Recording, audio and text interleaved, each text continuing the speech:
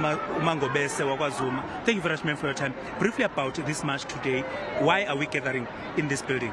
Well, today it's continuation of our concerns that we've been raising around the issue of illegal immigrants that have occupied places and spaces in our country. So our biggest problem is that we keep calling on government to do something, and the only thing they're focusing on is labeling people as xenophobic. Right now, we've got a crisis. We've got millions of people that we don't know who they are, their background. Some of them are mercenaries from other countries.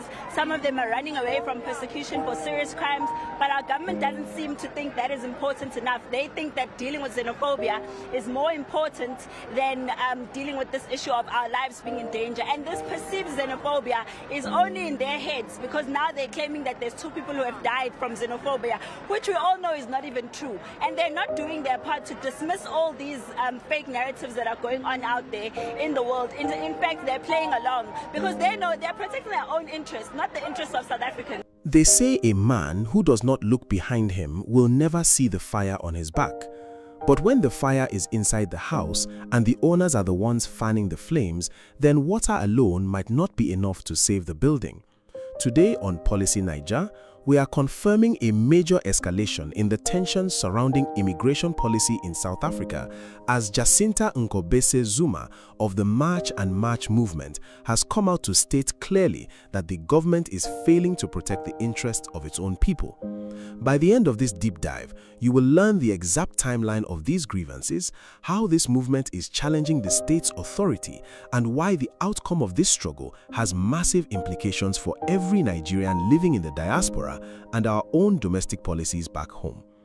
Before we go deep into the heart of this matter, please take a moment to hit that like button and subscribe to Policy Naija, because staying informed is the first step towards holding leadership accountable across our continent.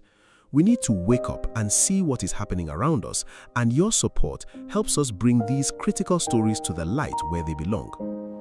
The situation reached a new peak recently when Jacinta Nkobese Zuma delivered a scathing critique of the current administration's handling of undocumented immigration. Speaking with a sense of urgency that has resonated with thousands, she alleged that the authorities have turned a blind eye to the concerns of South African citizens who feel displaced in their own economy. This is not just a casual observation, it is a direct challenge to the sovereignty of the state's migration laws. The location of this friction is no longer just in the border towns or the informal settlements, but has moved into the very heart of the political discourse, forcing the government to answer difficult questions about who they truly represent. To understand how we got here, we have to look at the backstory of a nation that has been struggling with high unemployment and a strained social infrastructure for over a decade.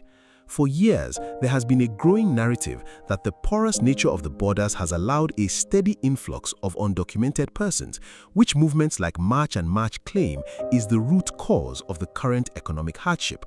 While the government has often preached a message of Pan-Africanism and unity, the reality on the ground has been one of increasing frustration. The movement, led by figures like Nkobese Zuma, argues that the state is prioritizing international optics over the safety and livelihoods of its own taxpayers. The conflict has been building up through various stages of public demonstrations and heated debates in the corridors of power. It wasn't just a sudden outburst, it was a slow boil. For a long time, the authorities tried to manage the situation with rhetoric and temporary measures, but the lack of a concrete and enforceable immigration strategy has left a vacuum. In that vacuum, organizations like March and March have grown in influence, positioning themselves as the true defenders of the South African worker. They have successfully shifted the conversation from general economic complaints to a specific focus on border control and the legal status of foreign nationals. If we look at the timeline, the escalation began with localized protests in various townships where residents claimed that local businesses were being taken over and jobs were being lost to those without proper documentation. As these protests grew, the government's response was seen by many as lukewarm and indecisive. Then came the formalization of these grievances through organized groups that began to demand audits of businesses and stricter enforcement of immigration laws. Most recently, the rhetoric has shifted into a direct political confrontation, with Ngobese Zuma pointing out that the government's inaction is a betrayal of the social contract. She is now demanding that the interests of the citizens be placed at the very top of the national agenda, above any diplomatic considerations. The timeline shows a clear progression from social unrest to organized political pressure. We saw a series of high-profile raids and inspections being carried out, sometimes by the state and sometimes under the watchful eye of these pressure groups. Each time the government appeared to hesitate, the March and March movement gained more ground, using social media and public forums to highlight what they describe as the catastrophic failure of the Home Affairs Department.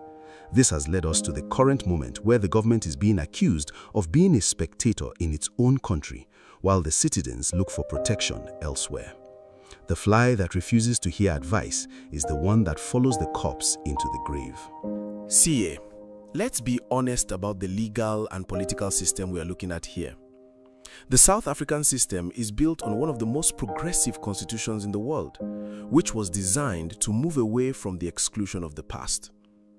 However, this same legal framework often makes it difficult to implement the kind of hardline immigration policies that groups like Autot March and March are calling for. The political system is currently caught between the hammer and the anvil, trying to maintain its reputation as a leader in African unity while facing a domestic population that is increasingly demanding protectionist policies. When the law says one thing and the people's pockets say another, you have a recipe for the kind of instability we are witnessing. The stakes for us as Nigerians are incredibly high.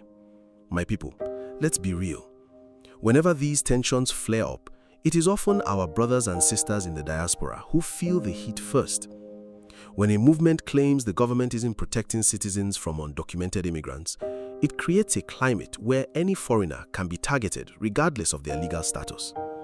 We are talking about the potential for business disruptions, the loss of property, and the constant fear of being caught in the crossfire of a political battle that is spiraling out of control.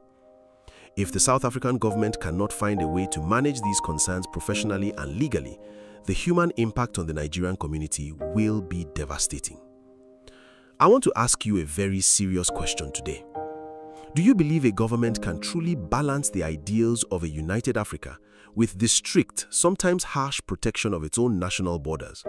Or is one always destined to be sacrificed for the other? Think about it and let me know your thoughts in the comment section below.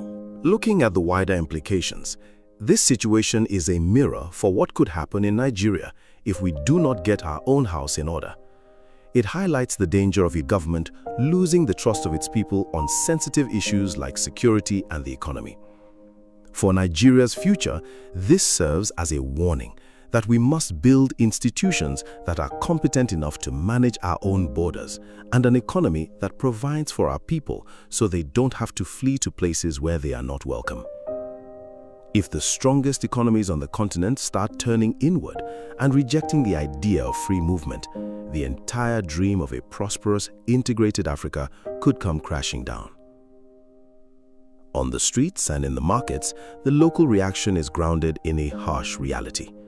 Many South Africans feel that they are being pushed to the brink and that their cries for help have been ignored for too long.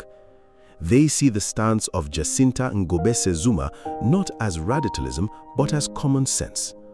On the other side, many hard-working migrants who contribute to the economy are living in a state of perpetual anxiety. It is a divided house, and as we know, a house divided against itself cannot stand.